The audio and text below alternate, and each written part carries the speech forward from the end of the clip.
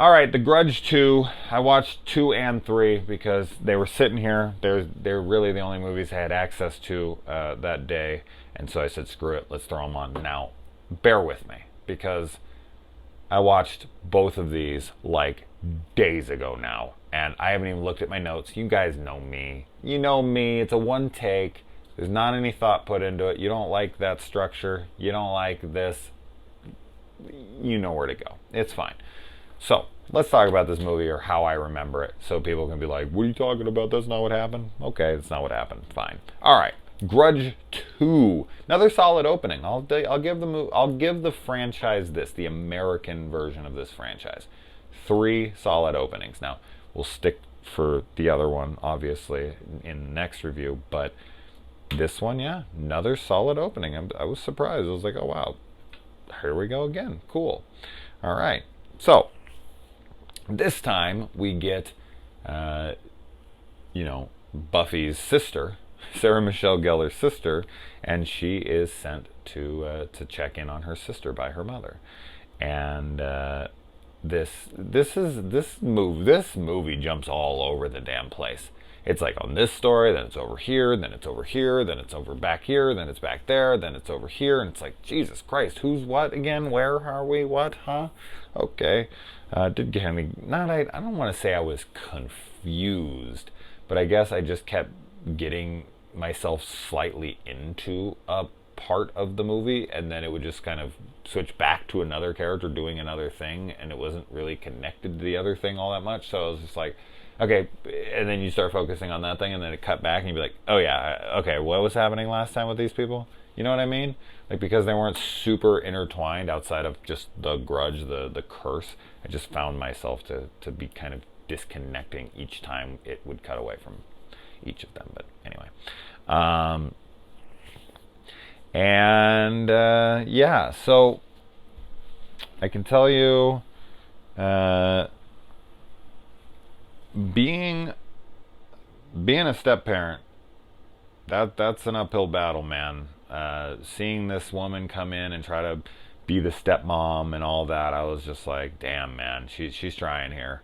This kid's not letting her in, and it's just tough, man. It's tough. And as a single father who is trying to date again and thinking, and the mother of my kids is now dating somebody pretty recently, like new in the last month, and her having bringing him around the kids and all that, and thinking about that, and just thinking about the challenges for them. I mean, just putting my feelings aside and what that all means for my kids and all that. I just think of like kind of the daunting task that is for them to come into it, because they will always live under that shadow of, you're not my parent, you're not my this and that, but they're still supposed to give almost an equality to parenting. Like, it's almost as close as they can come to it, and there's like a love there that you start to get for them. But then if like you break up, then you have no you have no right to them, because I've dated someone with kid for a long time, and then when we broke up, it was like I never existed. And if you're the dad was never around, and if he came back around, which he eventually did, he has rights to the kid because of obvious sperm freaking DNA and whatnot. But here's a guy who's around the kid for years, and you don't get it. It always gets personal on the channel. This is my personal channel, so it always ends up becoming super personal. But when I see this kind of stuff in film, especially since it kind of resonates true with me right now in my current situation, I just sit there and she sells it well too. Her performance in this, just kind of talking to the kid, trying to bond with him and this and that, just being like, fuck, man, this really is tough. This really is just a tough gig. Being a step parent, I just don't feel like gets enough credit. They really, if they're a good one. I mean, there's a lot of shit step parents. I had one. But there are some great ones. There's some fantastic ones. I know some personally that are just amazing people, and better than their actual parents by a fucking mile. And, these people do get, for the most part, a good amount of credit. But as I said, they end up splitting up or something. within a couple years, the kids will be like, who? Who was that? Oh, yeah, I kind of remember that person. you know, unless they're much older. But for kids, it's tough shit, man. All right, anyways, moving off that. All I have written down here is step parent. That's it. And I just went on like a 3-minute fucking rant. More, probably 5 minutes. I don't know. No, like 3. Yeah, anyway. Yeah. So the little kid sees this like frightened little girl being brought home, and then he's like, what the hell is going on here? And she's bringing shit into that apartment, which plays into the third film. And then we kill off Sarah Michelle Gellar's character, which I'm always kind of iffy with in sequels. When you take the main character and you put them more into a secondary role and kill them off. Of course it always depends on how it's handled. But let's take Halloween Resurrections, for instance. It's so obvious that in that Jamie Lee Curtis was contractually obligated to return. And it was like, all right, I'll return, but you fucking killing me off. I'm done with this franchise, which of course, 20 years later, she ended up not being. Although I guess that's technically 17 years later, because I think that one's 2001. But whatever, you know what I mean.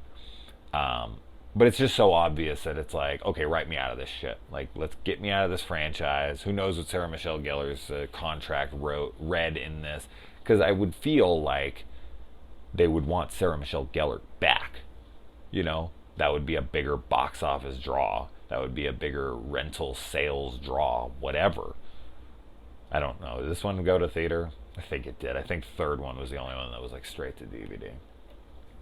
But whatever. Regardless, it feels very forced to me. Like, all right, we want to bring her back, but we can only really get her for a cameo or a longer cameo. So just kill her off. Then she's like, her demands are met. I don't want to come back to this franchise. This is beneath me. I don't know if that's what happened with her, but that's the way it feels. It feels rushed. It feels, it feels pushed the way it is on purpose. And I don't like that. I don't like that feeling. I'll return for a paycheck. I'll return for contractual obligations, but keil me off quick and get me out of this franchise. I don't know. That's the way it feels. Now, if it's a subversion, if it's a subversion of expectations, like here's your main character from the last movie, or one of the main characters, and then boom, 20 minutes in, 30 minutes in, they're killed off, and it's like sudden and shocking, and they were like really a part of the narrative, and that, then it's like, oh shit, wow, I can't believe they did that. How cool! I'm all about that. So. Presentation is everything. In this one, it just seems like she's such a secondary background character that it does, of course, feel like that for me. So her character deserved better. Reminds me of the C. Thomas Howell Hitcher 2 freaking fiasco there for me. Fiasco for me. Because when I watched that movie, I was offended. If you haven't seen it, I don't care. It's fucking Hitcher 2. Better watch out. Who gives a shit if I spoil it? If you haven't seen it, just fucking plug your ears for 5 seconds. But they kill C. Thomas Howell's character in the movie, and it's just extremely, demeaning to his character, the legacy of that movie. I mean, The Hitcher is one of the greatest freaking horror movies of the 80s, in my opinion. And C. Thomas Howell's character in it is really cool, and it's just insulting. It's just like, don't bring him back for a sequel to kill him off. Like, that's not the story I attached to that character after those events.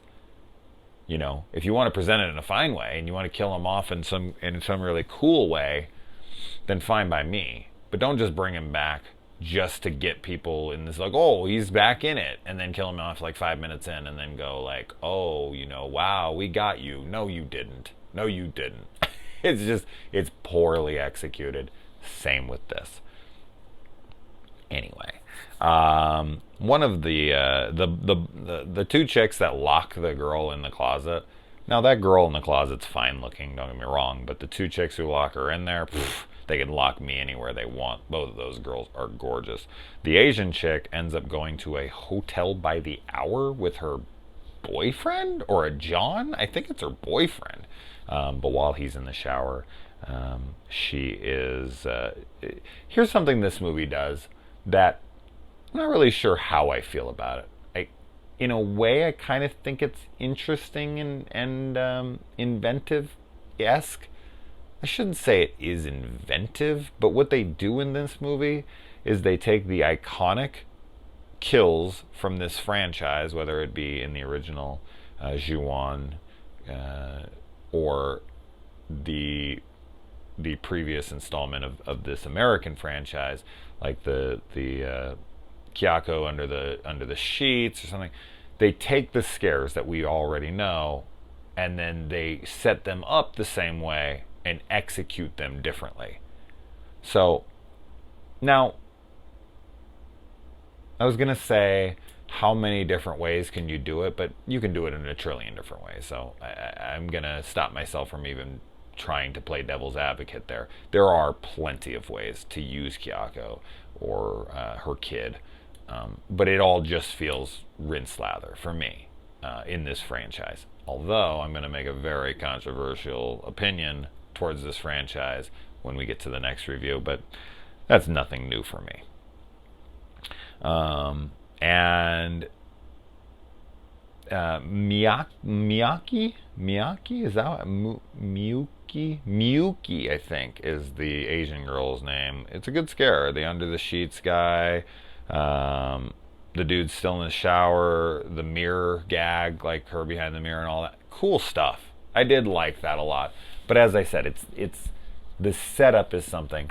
So I don't know how I feel about that. I guess it is kind of almost like a subversion of expectations, because the audience is being set up in a familiar way within the franchise, and then it's flipped on itself. It's not original. I mean, we've seen this before in other movies, doing this within a franchise, but I'm not sure how I ever feel about it. But execution is key, as I've just stated, and because I did like the effectiveness of the gag, of the mirror gag, I'll give it a thumbs up. You know, it's a sleight of hand. They set you up here like, oh, look, remember this? This is going to go this way, and then boom, we got you. So yeah, I guess it's cool. It's just borrowing from the past. So you're almost depending on your audience having seen the previous film to then set your expectations in one place to then change them over here. I guess it could work either way. Even if you haven't seen the other one, it's still kind of out of nowhere. So I don't know. Thinking out loud. As I said, it's been a few days. So, all right, moving on. The Asian guy who plays the detective in this, his acting is not good. Not horrible, just pretty rough. And I feel like Sarah Michelle Gellar's sister, I didn't write anyone's names down as usual. I feel like she's unjustly cursed in this movie. Now, nobody deserves the curse in any of these movies, because Kyako and all this, they had nothing to do with her death. So all the people who die in all this franchise, for me, outside of a very select few, don't deserve a damn thing. I don't even think anybody does. I mean, as I said, when I was saying select few, I mean specifically like Kyako and her son, and they're the only ones that really. Wait, they don't deserve to die. The husband deserves to die. There you go. I think he's about the only one. Shit. There you go. One person. So everybody else, why would Kyako care to haunt anyone else? I mean, yes, at the opening of every movie is like when somebody's wronged or whatever, there's a curse. It just seems unfair. That all being said, I think that it's to the nth degree within this character, because she's pulled into the house. She doesn't even go into the house. She's outside the fucking house, and they yank her inside, like teleport her inside. That's not fair. And if they have the ability to do that, then why don't they do that to everybody? Like, oh, now we cursed you. Now we cursed you. Anybody walks by on the street, like, grab him, grab him. Like, what makes her so special? I mean, yes, she's attached through her sister or something, and she is standing on the property. But as I said, people walking by on the thing, is Kyako just bloodthirsty? She just wants to grab everyone and kill them, and her, I don't know. It just seems so unfair to me. I'm like, she didn't even go in the house. This is bullshit. Not that anyone who goes in the house deserves it, because none of them did. You think because those girls are antagonizing that young girl and this and that, they deserve to die? No, not even close. They lock her in there as a goofy gag. They meant to pull her out right away. They couldn't get the door open. They panic and they leave. And then to kind of, now I'm defending them because they're hot, but I would be saying this, I think, for anybody. Then they're trying to like keep their rep at school. And yeah, are they shitheads? Absolutely. Death. Come on. That's excessive. They don't do anything in this movie, nor does anybody in this entire franchise to warrant death. Not even close. But I think I've went over that in the first one, so moving on.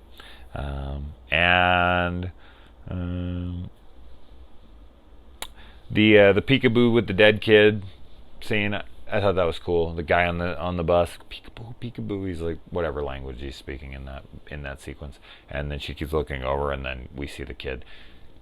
The kid opening his mouth in the cat thing. It's just dumb to me every time I roll my eyes. That's the only thing that kid has to offer. Really? That's it? That's all you can do with that kid? He's meow. Really? That's scary? Okay. And yeah, I mean, we then find out in this movie, which is played much deeper into the next movie, the mom was like taking the evil out of people and putting it within Kako, and that's why she has this curse within her. She's like all this evil that's been built up inside of her. It's all this like extracted evil that was put into this girl, and then she's like brutalized and murdered in an unjust way, so the evil takes over her angry spirit, and then it just kind of multiplies. I almost just started singing Grease right there, so I'm gonna pass on that. Moving on. And Aubrey, there's her name, Aubrey, freaking Sarah Michelle Gellar's. I don't remember her name. Was it Kate? No, am I crazy? Kate? Shit, I don't know. I've watched like 6 movies since I watched this movie. But Aubrey actually is Kyako at the end of this for like a minute. Then Kyako comes back, but she is cursed and is killing people like in the other one. So I thought that was kind of cool. I really liked the way she looked.